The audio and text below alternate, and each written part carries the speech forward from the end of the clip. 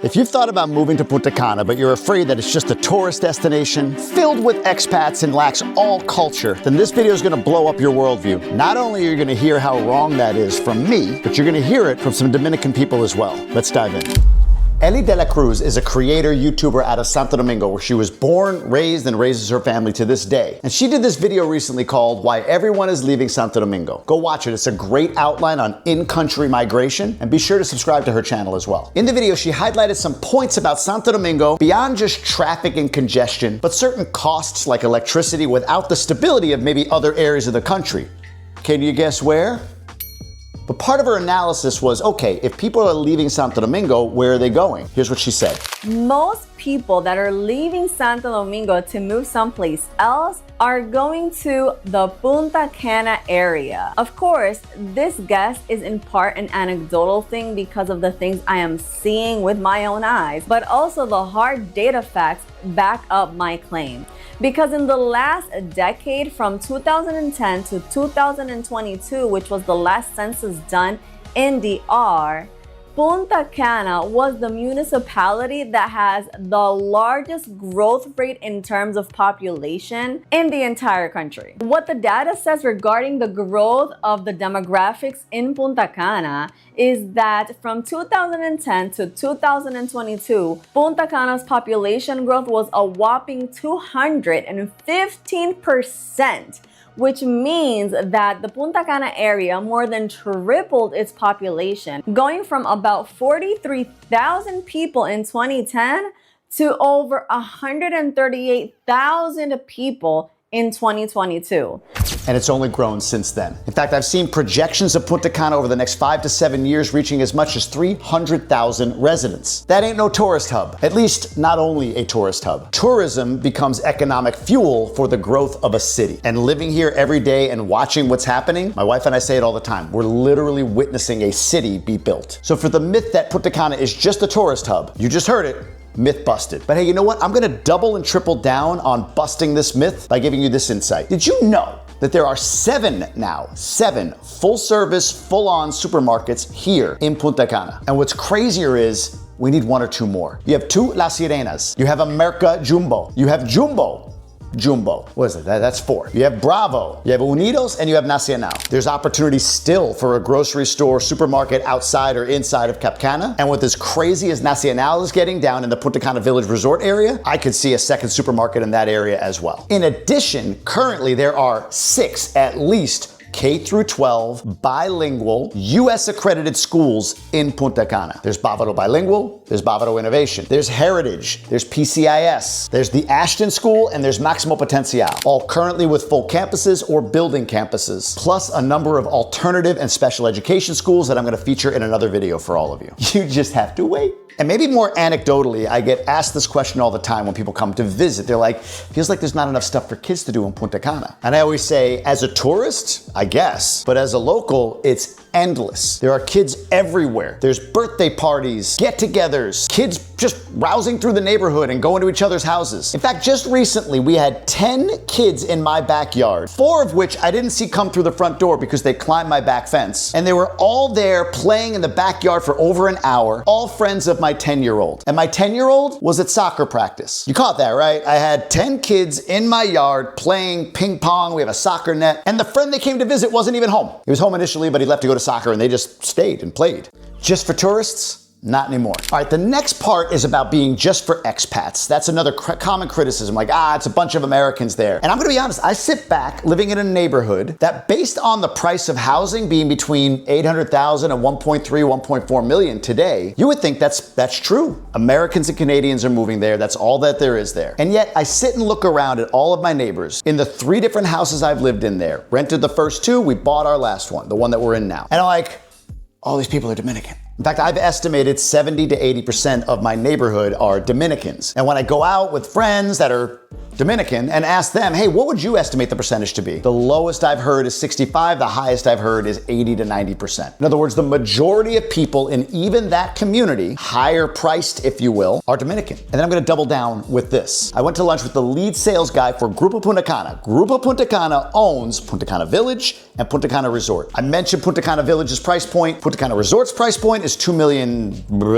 way up. And I said to him, a Dominican guy who's always lived in the Dominican Republic, who's buying? He goes, well, the Village, $800K to $1.4 million. That's lower price point, so that's mostly Dominicans buying there, obviously. And I was like, I wonder what people would say that watch this content, that don't believe that there's true prosperity, that there's a middle and upper class that's robust and growing in DR. I wonder what they would say if they heard that from this guy directly. But then he went on to say, in the resort, where the prices are higher, $2 million and up, he's like, that's more of a mix. You got more Americans, Canadians, Europeans buying there, retiring, second homes, vacation homes, whatever. He even shared that recently a house sold for, I think it was like 10 million or 12 million, a lot of money in the resort. And I said, oh, where was that person from? He goes, oh, well, that guy was Dominican. I was like, oh, okay. So you got my anecdotal data, and then secondhand me telling you what other Dominican folks say in my neighborhood, and really in all of the Punta Cana area, and then what this salesperson told me as well. But again, let's hear from a real Dominican person. As an anecdote, I can say that I personally know of very close friends who have moved to the Punta Cana area in the last 5 years because of job opportunities that are going over there.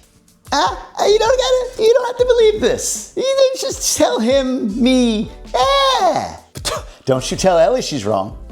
Chancleta you. She's a mom.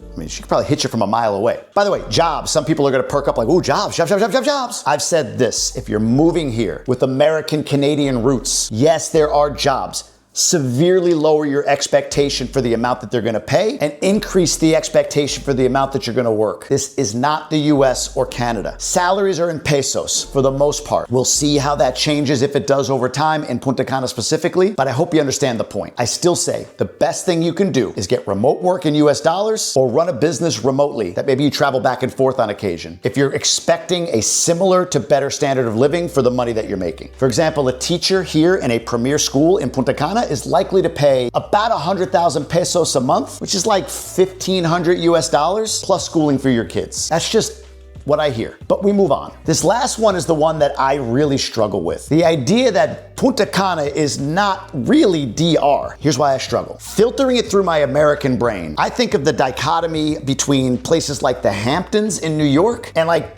Appalachia. Two very different statuses socioeconomically, two very different worlds. Never in the history of the country has there ever been a group of people who would say one is America and the other one is not real America. They would say these are the rich Americans and these are the poor Americans or whatever. But here, particularly for diaspora, the narrative implies that if you are a Dominican with means, then somehow you're not real. And I think it goes back to these first two objections. But people believe Punta Cana is just a tourist hub and nothing more, and that it's filled with expats and not Dominicans. Hopefully we busted these two myths. But I always say when people tell me that I don't live in the real DR, what do I say to my Dominican neighbors? Are they not real Dominicans? Because again, most of my neighbors are Dominican. Most of the area, Dominican. But I lack a level of credibility. I'm a white male American living here. Yes, my wife's Dominican. Yes, my kids are half Dominican, which just goes to show you, my old household, it's 75% Dominican. Same ratio as the neighborhood. But again, don't believe me. What do I know? Ellie found somebody to say it the most poetically and perfectly I've ever heard it said.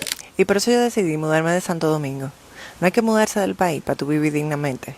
Yo pago los mismos 22,000 pesos de Jun, lo único que en mi casa no se va la luz. Y si se va a ir la luz, te lo avisan entre 24 o 48 horas antes para que tú te prepares. Y usualmente es una avería que arreglarla dura entre 2 o 4 horas. Si tú tienes hijos, tú tienes 5 opciones para llevar al colegio. En patineta, en bicicleta, caminando, carpool o en tu carro. Aquí la mayoría de las actividades se hace al aire libre. Cero cultura de encierro, apartamento. No.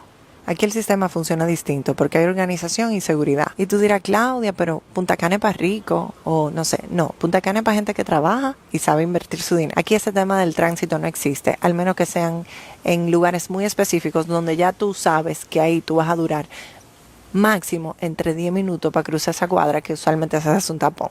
Aquí es una comunidad donde todo el mundo se conoce y si no sabe quién tú eres, e incluso hasta el que tú le caes mal, tú sabes que te saluda cordialmente. Otra cosa, aquí hay un parque cada 2 cuadras y todos los proyectos que hay en el área tienen un parque a 2 cuadras. Y mucha gente me dice, ay, tú vives en una burbuja. No, yo no vivo en una burbuja. Yo vivo en mi país y en un lugar donde yo puedo dignamente vivir como clase media. Sin caos, sin rush y disfrutando realmente de las bondades naturales que me brinda mi país. Enjoying the natural richness of my own country. She was in flow on that. Now, when people tell me I live in a bubble, I go, yeah, I do, but everybody lives in a bubble to some extent. I lived in a bubble in Michigan. I lived in a bubble in Massachusetts. The bubble implies like, oh, it's safe and protected. I'm like, yeah, that's where I'd rather live, so call me bubbled. But the further implication, and this gets me annoyed, this is just a me rant thing, real quick. I almost fell over. I'm gonna rant. Is you think I never leave the bubble? Wait a minute, I'm too low. You think I never leave the bubble? Oh, there's a place outside of Punta Cana in Dominican. I thought this was it. No idea. Ay, Dios mío. So if you don't believe me, this gringo with his white head, actually I had a white head right there. I had to pop it. You see it? Believe these two beautiful ladies. And there's also a dude in that video when you go watch it who is like equally as passionate, but I'm not gonna call him beautiful. That would be weird. These two beautiful ladies who are real Dominicans. Or my wife. My wife would say all the same things as these ladies. My wife even said, I'm not in the Dominican, but I'm subject to the same Dominican laws, same Dominican rules. We have the same Dominican customs. We enjoy the same Dominican food. We have the same Dominican stores as the rest of the country. We just gotta pay a little more for it in Punta Cana.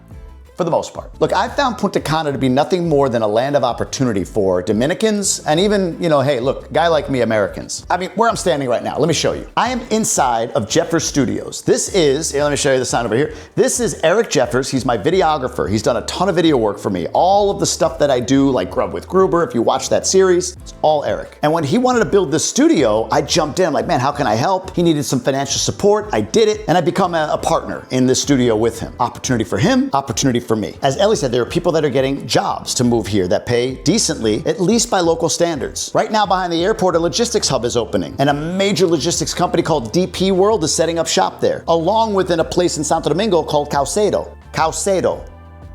I think I said that right. And yet, a narrative persists that prosperity in DR is not real, that only poverty in DR is real. There's a narrative that a middle class doesn't exist, when it does. It just may not be at the same socioeconomic level that we consider a middle class in the United States, but it means you have a home, a car, a job, family, health insurance, you can take care of things. And the narrative persists that if you're in Punta Cana, you don't have culture, you don't have access to Dominican people, that you're winged off from the reality of life every day in this country. And I don't know, guys.